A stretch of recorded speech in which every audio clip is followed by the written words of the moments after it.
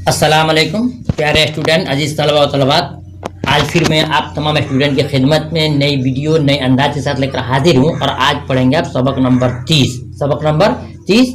Video शुरू करने से पहले एक चीज़ मैं आपको बता दूं, अगर आप चाहते हैं कि सही मानों में मुकम्मल तौर से हमारे चैनल से मुस्तफ़ीज़ होगा यानी फ़ायदा उठाएँ, तो एक बात आपको करना होगा कि हमने आप तमाम स्टूडेंट के लिए कह दिया था कि अब इंशाअल्लाह लाइव क्लास चलने वाला है और उसके बाद टेस्ट भी चलने वाला है। बहुत जल्द आपकी किताब ख़त्म होने वाली है, तो अगर चाहते हैं कि मुकम्मल तौर से फ़ायदा उठाएं, तमाम जानकारी आपको मिले, तो आप अपना इस कमेंट में, आज की इस वीडियो में कमेंट में आप अपना व्हाट्सअप नंबर और नाम जरूर लिख के भेजें, ताकि मैं उसको अपने ग्रुप में जोड़ दूँ, ताकि जो भी जानकारी देनी होगी 1 सेकंड में आप तमाम स्टूडेंट के पास पहुँच जाए। इसलिए आपसे कहना चाहते हो मुकम्मल तौर से फ़ायदा उठाना, तो कमेंट में अपना नाम और व्हाट्सअप नंबर जरूर देना, ताकि मैं आपको इस ग्रुप से जोड़ दूँ, ताकि मुकम्मल जानकारी आपको मिल सके।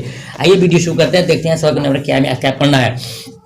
स्टूडेंट आज देखिए आप पढ़ रहे हैं सबक नंबर 30 में, जिसका है चैप्टर का नाम है गज़लियात। गज़लियात क्या है? ये गज़ल की जमा है। गज़लियात क्या है? ये गज़ल की जमा है। और इसमें इसके लिखने वाले हैं वली दखनी साहब। कौन है इसके लिखने वाले हैं? वली दखनी साहब। और वली दखनी से रिलेटेड जितने क्वेश्चन होंगे वो तमाम जानकारी हम आपको देने वाले हैं। तमाम जानकारी आपको हम देने वाले, इसलिए आपसे कहना है कि ध्यान से जरा सुनिएगा।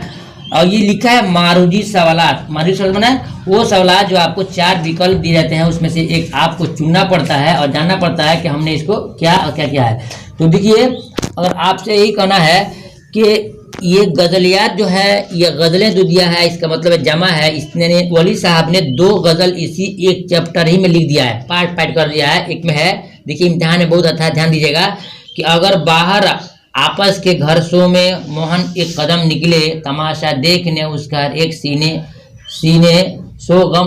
सौ गम निकले, ये एक लाइन है गजल का। फिर निचला जो है, निचला जो दूसरा पार्ट इकबाल क्या है? कूचा यार आयन काशी है, जो जोगी दिल वहाँ का बासी है। ये 2 गजल है, अलग अलग है। इम्तिहान में पूछ देता है जो पहला लाइन दे करके कि अगर बाहर आपस के घर सो मोहन एक कदम निकले, किसका गजल है? आपको बताना होगा कि वली दखनी साहब का है। या निचला पार्ट लिखता है कूचे यार आयन काशी है, जो जोगी दिल वहाँ का बासी है, तो किसका है? तो आपको बताना होगा कि ये वली दखनी साहब, यानी कि एक ही चैप्टर में 2 पार्ट करके लिख दिए हैं गजल, उसी को हम जोड़ लेते हैं। 2 चैप्टर, तो 2 चैप्टर नहीं, एक ही चैप्टर है। यानी कि वली दखनी साहब ने जो गजल लिखा है उसको 2 पार्ट में कर दिया है, एक ऊपर में एक नीचे में। जो किताब आप खोल सकते हैं, आपको चैप्टर 30 के पेज नंबर 231 जो मेन बुक सिलेबस है कैसा हिस्सा 2 आपको मिल जाएगा चैप्टर पेज नंबर 231 में, जिससे आप समझ जाएंगे कि लिखने वाले राइटर एक ही है और ये 2 पार्ट में कर दिया गया है।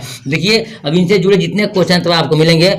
सवाल नंबर 1 में है वली दखनी की जाए पैदाइश कहाँ है? जाए पैदाइश, जाए माने जगह, मालूम क्या कि उनके पैदा होने की जगह कहाँ है? अलिफ अहमदाबाद, बे हैदराबाद, जी मुर्शिदाबाद, दाल फर्रुखाबाद। स्टूडेंट इसका राइट आंसर होगा अलिफ, यानी कि अहमदाबाद में ये वली दखनी साहब पैदा हुए। सवाल नंबर 2 देखते हैं कि वली दखनी ने किस मदरसे में तालीम पाई? अलिफ मदरसा इनायत बख्श, बे मदरसा हिदायत बख्श, जी मदरसा मोहम्मद बख्श, दाल मदरसा खुदा बख्श। तो अब बख्श बख्श बख्श दिया है स्टूडेंट, इसका राइट आंसर होगा जीम, यानी कि मदरसा मोहम्मद बख्श में वली दखनी साहब ने तालीम पाई है। देखते हैं सवाल नंबर 3, वली दखनी ने किस शहर के बारे में मसनवी लिखी है? वली दखनी ने किस शहर के बारे में मसनवी लिखी है?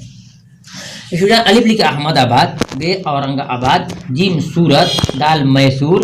तो स्टूडेंट इसका राइट आंसर होगा जीम, यानी कि सूरत के बारे में वली दखनी ने अपने इस शहर में मसनवी लिखी है। मसनवी लिखी है किसके बारे में? मैसूर शहर, सूरत शहर के बारे में, यानी जीम इसका सही होगा। सवाल नंबर 4 देखते हैं, वली के किस शागिर्द ने दीवाने वली का मखतूता लिखा? वली के किस शागिर्द ने दीवाने वली का मखतूता लिखा? अलिफ सनाउल्लाह साहब, बे रजाउल्लाह साहब, जी बरकतुल्लाह साहब, दाल जफरुल्लाह साहब।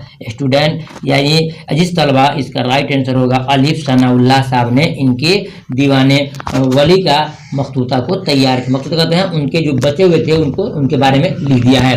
देखते हैं सवाल नंबर 5 में, वली दखनी का इंतकाल कब हुआ? वली दखनी साहब का इंतकाल कब हुआ? अलिफ 1719, बे 1720, जी 1721, डाल 1722। स्टूडेंट देखिए जो गिनती लिखा है ना उर्दू में लिखा है, आपको और नहीं भूलने की बीमारी हो, ये नहीं पहचानते हो तो जो आवाज़ हमें सुन रहे हैं उसको आप इंग्लिश में अपने नोटबुक में लिख सकते हैं 1719, 1720, 1721, 1722। इसी से आपको सीख लेना होगा लिखने में। ध्यान में उर्दू भी कहीं आता है तो लिखने कैसे आप अंक लिखेंगे, अदद लिखेंगे।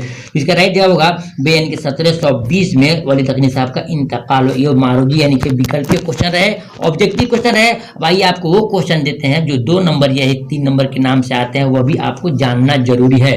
देखिए ये तो आपने टिक मार दिया, लेकिन अब आपको अपने हाथ से लिखना होगा, वो आपको याद करना होगा। सवाल नंबर 1 में है तो पहले शेर में मोहन किसे कहा गया है? पहले शेर में मोहन किसे क्या गया, जो हमें पता है ना आपको, ये पहले की जो गजल है पहला पार्ट में उसमें मोहन का नाम आया है, तो किसे कहा गया है? जवाब देंगे पहले शेर में मोहन महबूब को कहा गया है। किसे कहा गया है? महबूब को कहा गया है। सवाल नंबर 2 देखते हैं, हैदराबादी उलमा वली का पूरा नाम और जाए पैदाइश के मुतालिक क्या बताते हैं? यानी कि जो हैदराबाद के उलमा हैं, आलिम लोग हैं, वली के बारे में क्या जानते हैं, वो क्या बताते हैं? तो स्टूडेंट आपको लिखना होगा कि हैदराबाद के जो उलमा के मुताबिक वली का पूरा नाम सैयद वली मोहम्मद, सैयद वली मोहम्मद और मकाम पैदाइश औरंगाबाद है। यानी बता रहे हैं कि हैदराबाद के जो आलिम लोग हैं, मौलवी लोग हैं, मौलाना लोग हैं, उनकी जानकारी के मुताबिक क्या है कि वली का नाम सैयद वली मोहम्मद है और इनके पैदाइश औरंगाबाद में है, औरंगाबाद में है। आगे देखते हैं सवाल नंबर 3 में, तारीख अदब में वली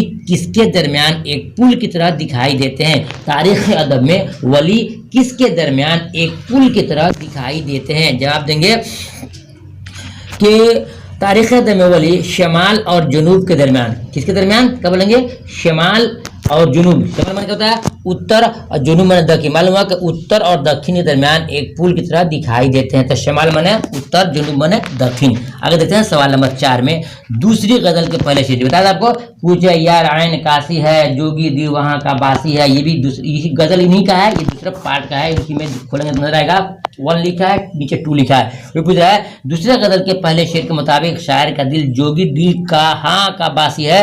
जवाब देंगे कि दूसरे गजल के पहले शेर के मुताबिक शायर का दिल जोगी दिल काशी का वासी है। कहाँ का वासी है? काशी जो जगह है जहाँ पर हिंदू भाइयों का जो पवित्र स्थल है उसको बोलते हैं काशी। तो काशी के उनका दिल जोगी हो गया है, उन्हीं रहना चाहता है। सवाल नंबर 5 में है कि वली का असल नाम और मकाम पैदाइश गुजराती मुहक्किकीन की नज़र में क्या है? ऊपर में क्या था कि हैदराबाद के उलमा क्या जानते हैं कि वली का असल नाम क्या है, वो कहाँ पैदाइश हुई। और यहाँ पर पूछ रहे हैं कि गुजराती के जो उलमा हैं, गुजरात के रहने वाले, वो लोग इनके बारे में क्या कहते हैं? देखिए जवाब है गुजराती मुहक्किकीन की नज़र में, मुहक्किक माने यानी इल्म से ताल्लुक रखने वाले जानकार लोग की नज़र में वली का असल नाम शाह वलीउल्लाह है, शाह वलीउल्लाह है और मकाम पैदाइश अहमदाबाद है। स्टूडेंट मैं आपको मैं आगाह कर दूं, इम्तिहान में अगर आ जाए कि हैदराबाद के उलमा वली का नाम क्या बताते हैं, वली की पैदाइश क्या बताते हैं, तो आपको लिखना होगा कि हैदराबाद के उलमा के मुताबिक वली का नाम सैयद वली मोहम्मद है और उनके पैदाइश की जगह औरंगाबाद है। और यहाँ देखिए जो गुजरात के मौलवी हैं, गुजरात के लोग हैं, उनके मुताबिक क्या बोलेंगे कि वली का नाम शाह वलीउल्लाह है, शाह वलीउल्लाह है और इनकी पैदाइश बताते हैं ये लोग अहमदाबाद। मालूम हुआ कि गुजराती लोग कहते हैं कि अहमदाबाद में पैदा हुए और हैदराबादी लोग कहते हैं कि औरंगाबाद में पैदा। बार क्या जो हो गया, तो जिसके नाम से पूछो वही आपको जवाब देना होगा। अगर देखते हैं सवाल नंबर 6 में, पी के बैरागी के माना बताइए। पी के बैराग के माना बताइए। जवाब है पी के बैराग के माना महबूब का संन्यास लेना है। संन्यास माने बिल्कुल दुनिया को छोड़ने के लिए कसमबद्ध होना है। आगे देखते हैं सवाल नंबर 7 में, हुरों में किसके मुख की शोहरत है? हुरों में किसके मुख की शोहरत है? जवाब है हुरों में शायर के महबूब के मुख की शोहरत है। मुख माने मखोटा चेहरा। सवाल नंबर 8 में है कि शामिल नसाब गजलों से दो दक्कनी अल्फाज दर्ज कीजिए। यानी कि कौन के वो लफ्ज़ है, जो शब्द है जो दक्कनी अल्फाज में आते हैं, इनके शब्द में आते हैं। दक्कन के जवाब में 1 में नज़्क के और 2 यानी 2 में है सनासी। यानी नस्क और सनासी क्या है? ये कौन सा लफ्ज़ है? आपके ये दक्कनी लफ्ज़ है, यानी जो दक्कन के अंदर बोला जाता है। सवाल नंबर 9 देखते हैं, वली ने शिमाली हिंद के शुअरा शिमाली हिंदुस्तान के शुअरा को किस तरफ राग़िब किया है? जवाब देंगे वली ने शिमाली हिंद के यानी कि उत्तरी हिंद के शुअरा को रेख्ता गोई की तरफ राग़िब किया। किसकी तरफ? रेख्ता गोई की तरफ राग़िब किया है। सवाल नंबर 10 देखते हैं कि रश के चीन से आप क्या समझते हैं। रश के चीन से आप क्या समझते हैं। जवाब होगा कि रश के चीन से मुराद चीन के महबूब की खूबसूरती की मिसाल है। और फिर सुनिए, रश के चीन से मुराद चीन के महबूब की खूबसूरती की मिसाल। और सवाल नंबर 11 में जो आखिरी क्वेश्चन आज के सबक का होगा, वली के किस शागिर्द ने दीवाने वली का मखतूता किस सन में लिखा था।